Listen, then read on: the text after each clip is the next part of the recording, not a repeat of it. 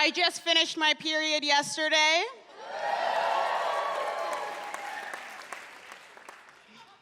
That's a cause for celebration, yeah.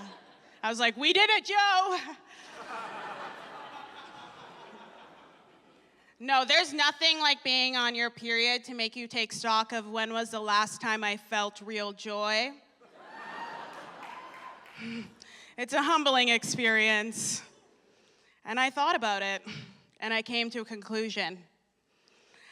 The very last time I felt pure, unadulterated joy was my very last Scholastic book fair.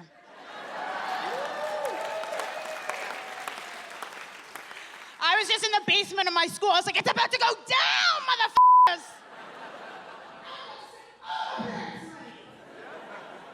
I was like, what is this Judy Blume book? Why am I wet? I have to have it.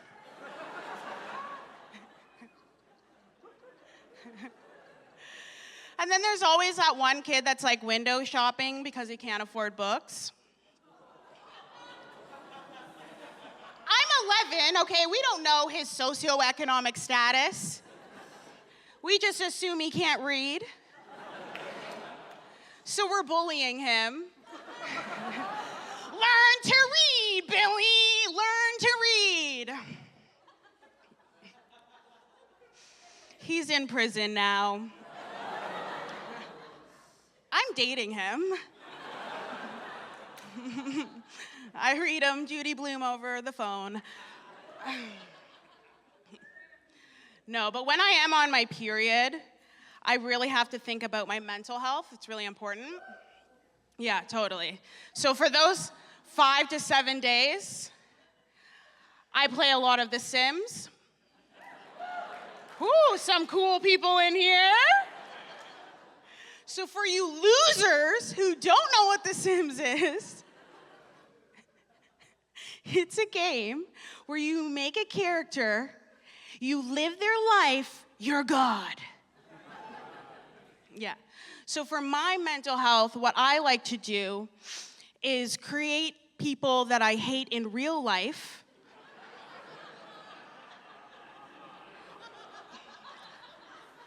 On this game, and then I kill them in a variety of ways. I just put them in a room, I take away the door. I put them in a pool, I take away that f***ing ladder. And then I just watch. It's so soothing and so legal. The people that I kill the most are my coworkers. Yeah. I work at an organic market. Hopefully this goes well and then I'm out of there, you know? Working at an organic market is interesting because it's like people roll up in Range Rovers, but they smell like they haven't showered in 3 to 4 weeks. Yeah, because they're collecting rainwater and it's been a dry season, you know? They come up to me and they're like, what kind of natural deodorant do you suggest? I'm like, Old Spice, you know? You need to take your ass to a pharmacy. You need something clinical. You stink. People that smell like patchouli on purpose should never be trusted. And that is like every single one of my coworkers, okay? I have this one coworker, her name is Susan.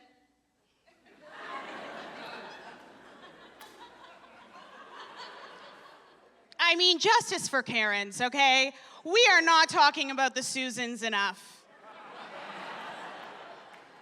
I've yet to meet a cool Susan. And if there is one, we call her Sue, you know? Well, after 2020 and all the white people realized that racism exists, I know it was a tough time for you guys. Susan came up to me at work and she's like, I've been doing the work. And I was like, our job? Like, she was like, not only do I see you and hear you, but I've been learning, and I just wanted you to know that Black people own slaves too.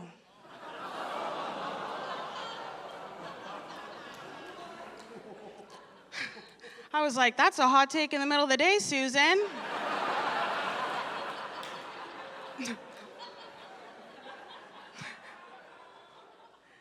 And my only response to that was, yeah, Susan, that's called a Black-owned business, bitch. Support local. Susan is the same bitch at our holiday party. She got too drunk and she came up to me and she was like, do you know who you look like? I was like, who do I look like, Susan? And she said with her full chest, everything that she had, she said, a 1970s Michael Jackson.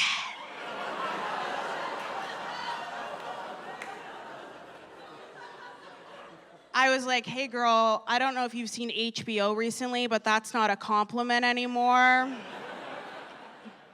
Like, she had one job, and that was to say Scary Spice and move on, you know?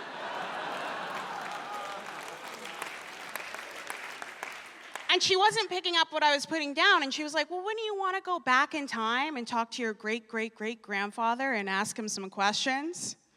I was like, listen, Susan, even the white side of me is descended from Irish slaves. So either way, I am breastfeeding some white bitch's kid, okay? That is a joke about slavery on both sides to bring us together, okay?